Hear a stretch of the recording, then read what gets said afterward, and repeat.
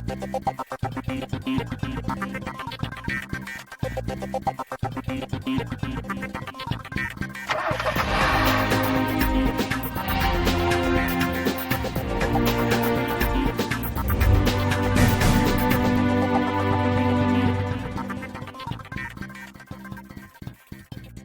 everyone to a brand new episode of the Car and Bike Show. It's Car and Bike time here on the NDTV network. I am Siddharth Vinayak Parthankar. Thank you for joining us. On the show today, we give you a sneak preview to what's coming from Audi on its volumes model. Yes, this is the Q5 SUV. It has got its mid-cycle facelift, but the reason we are making a big deal about it is because unlike a typical facelift, this one just goes so much further in terms of technology, design, and a whole lot more. Take a look. The Audi Q5 is the most successful SUV from Audi. Its first generation arrived in 2008 and went on to sell 1.6 million units worldwide. The second generation debuted in 2016 and has also done very well. And Car and Bike was the only one from India to bring you an exclusive review from Mexico, the home of the Q5 since, as it is now made at Audi's plant in San Jose, Chiapa, Puebla.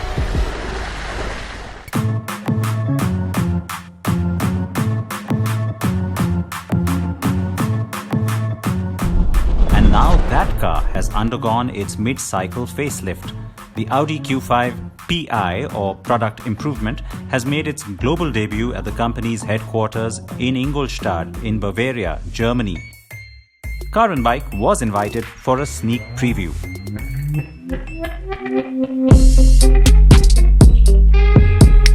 The Audi Q5 has been largely successful due to its design, and it's safe to say the new design on the facelift will keep that going. The biggest change and most noticeable is a new face, and then the new tailgate. The car's single-frame grille is wider and bigger and finished in black. Some trims will see vertical slats finished in chrome, and the skid plate also finished in silver instead of black. And the S-Line Sporty trim will have a black honeycomb pattern grille. Now the Q5 also gets larger air intakes, and the fog lamp housing is also larger and more prominent. It gives the bumper a wider, flared look despite the grille dominating its face.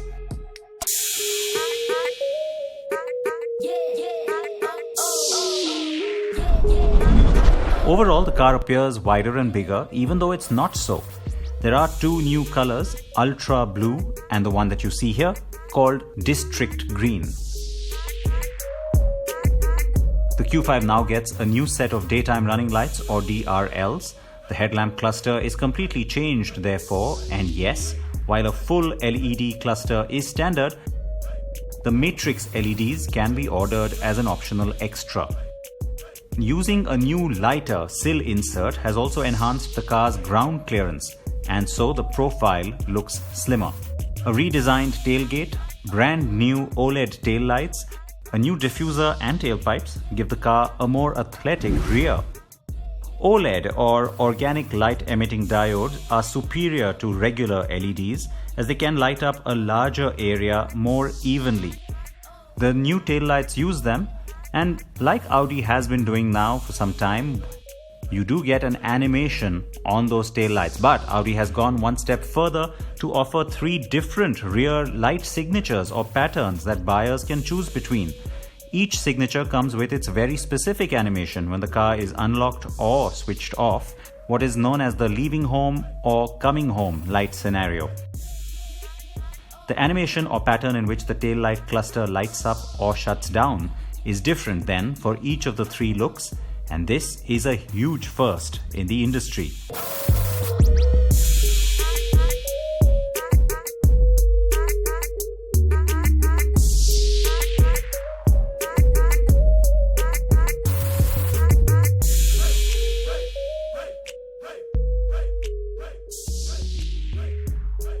Having that startup or shutdown animation was an Audi first, but now this takes it much further. Besides the 3 design choices that buyers can opt for, there's a 4th signature taillight pattern which the car switches to automatically when it's put in dynamic mode using the Drive Select Drive Modes program.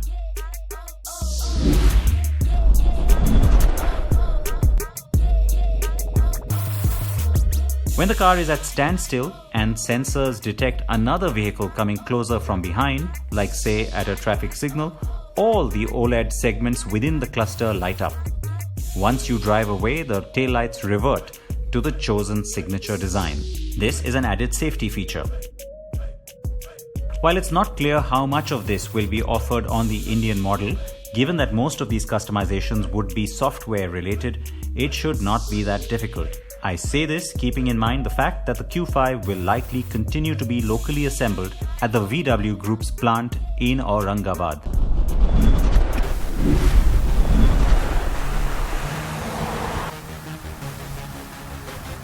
The big change between the last car and this for India will be that it's no longer going to be offered as a diesel. The TDI engines will be replaced by only the TFSI range. In fact, in this presentation to the select group of us from India and the Middle East, Audi's headquarter team said the 3 engines for this region include 2 4-cylinder petrol engines and 1 6-cylinder. So these are the 2.0 TFSI Quattro with 200 bhp and 350 Nm, and the same engine with a 260 bhp output. The second iteration makes 370 Nm of peak torque. Both have a 12-volt mild hybrid system with brake energy recuperation and are married to a 7-speed dual-clutch gearbox. The V6 goes into the SQ5 TFSI Quattro. The 3-litre 6-cylinder engine makes 348 bhp and 500 Nm and uses an 8-speed torque converter to channel all of that torque to the wheels. The V6 has a standard 48-volt mild hybrid EV system. While both engine variants have Quattro, the 4-cylinders use the lighter and cheaper Ultra technology, while the thoroughbred Quattro with the torsion mid-differential goes into the SQ5. Going off-road is now easier with a new inclination angle display, and of course the downhill assist function remains. An optional air suspension gives you comfort and a wide range and enhanced efficiency through an approached aerodynamic setup. While there are front-wheel drive models available in Europe, it's unlikely we'll get to see them here. The Q5 gets a whole host of driver aid functions, but the car always had those. The Audi Presense City system is standard on the Q5. This keeps the car from lower speed collisions or accidents. High-speed collision avoidance assist, adaptive cruise control, lane keeping, emergency braking, predictive efficiency assist that monitors your drive style and offers most optimum energy-saving performance, and even a turn assist. Just some of the optional equipment you can get. The car comes loaded with a long list of expected safety gear as standard.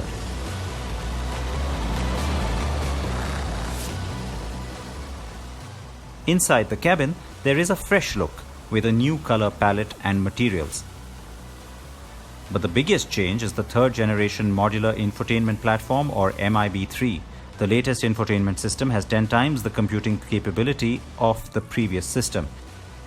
It works in conjunction with the updated virtual instrument cluster and allows drivers to customize graphic layouts. The 10.1-inch touchscreen display is standard, and given the voice and touch capability of MIB3, the rotary dial below the gear stick is gone. Voice commands are more improved, and the system can now analyze voice inputs online in real time so as to understand you better. Personal Amazon Alexa accounts can also be operated through the Q5's infotainment. The new Audi Q5 goes on to the market in Europe by August this year, but the updated car will arrive in India only in 2021. We expect the launch in the first half of the year. Remember, it's the right-hand drive avatar we need, and the production for that will follow the start of production for left-hand drive versions. Add to that the fact that India needs the CKD, or completely knocked down kits, for local assembly, and there is bound to be a delay. Expect the car to create some buzz though, given the extensive list of changes. It will compete as always with the Volvo XC60, BMW X3, Lexus NX, and Mercedes-Benz GLC.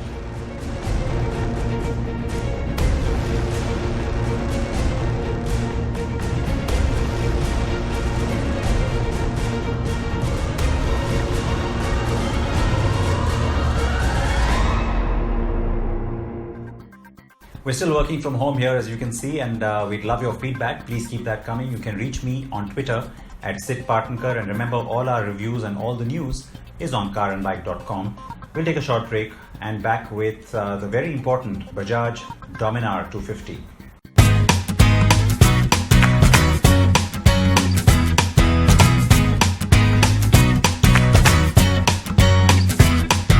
Ride through life. Every day is a new beginning. Shine your light. It's a day and the world is waiting. Move along to the song, singing in your soul. Feel the beat, clap your hands, let it take control. All you need, all you want, are you ready to find your...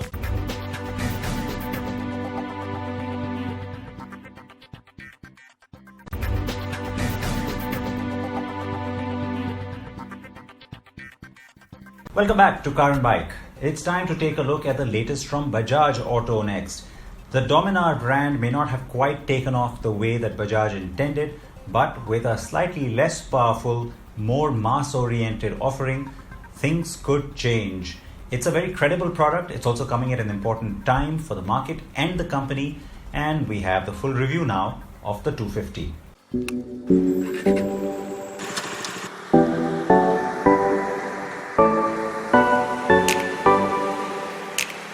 The Bajaj Dominar now gets a new sibling, the new Dominar 250. It's more affordable and lighter than the Dominar 400.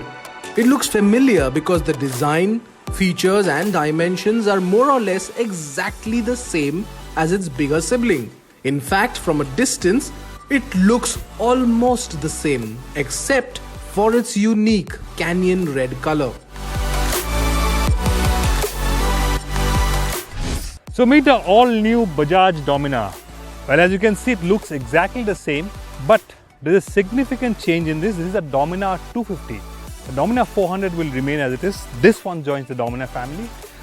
Changes, well, it's got a thinner rear tire, new swing arm and slightly thinner forks. But the most significant change is this, the 250cc engine borrowed from the KTM 250 Duke.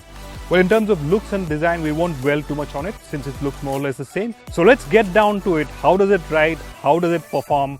And is it worth your money?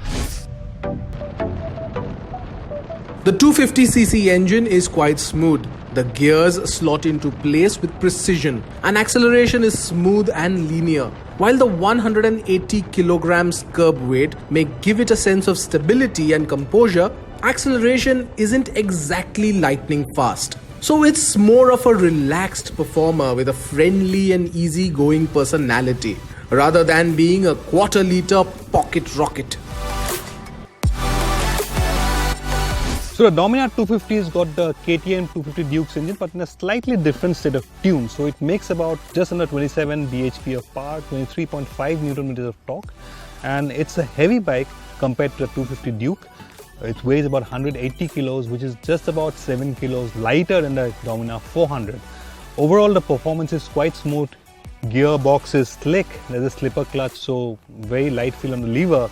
And the performance, the acceleration is not so overwhelming that it will scare you, even if it's your first bike or you're upgrading from a 100-125cc motorcycle. In terms of top speed, I managed to clock about 135 kilometers per hour. I weigh about 75 kilos. So a lighter rider may cross about 137, 138 maybe. And overall, you can cruise all day at 100-120 kilometers per hour.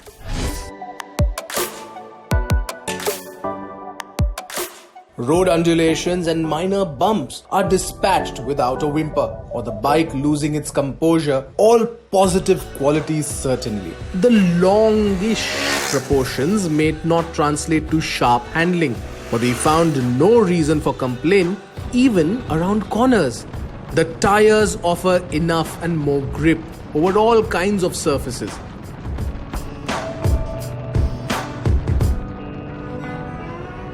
Overall, the Dominar 250 is quite a likable motorcycle. Its relaxed, easygoing manners makes it immediately likable and comfortable, no matter what kind of riding experience you have, whether you're upgrading from a 125cc motorcycle or even if it's a first bike. Most of all, this one costs about 35,000 rupees less than the Dominar 400 and about 45,000 rupees less than the KTM 250 Duke. Negatives, yes, there's ABS, the brakes work alright, but to me the brakes could have had more bite, a little bit more bite would have been excellent, but no major complaints as such. Quite a likable motorcycle. It can effortlessly do the daily commute and be equally at home handling the occasional highway duty. All great qualities that make it a calm and composed 250cc motorcycle. On the flip side though, it may prove to be slightly heavy for beginners, and for those seeking some thrills, it may not exactly give an adrenaline rush. But for everything else, the Dominar 250 may well be the near perfect do-it-all motorcycle.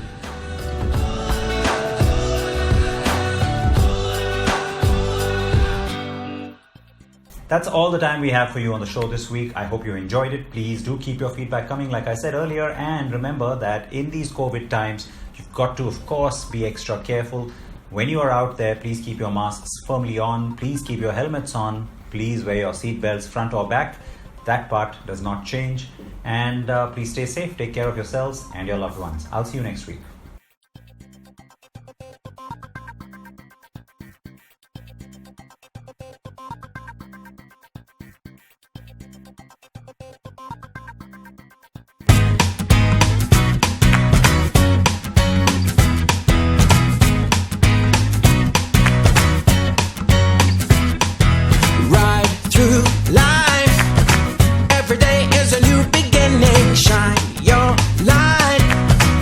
Today and the world is waiting.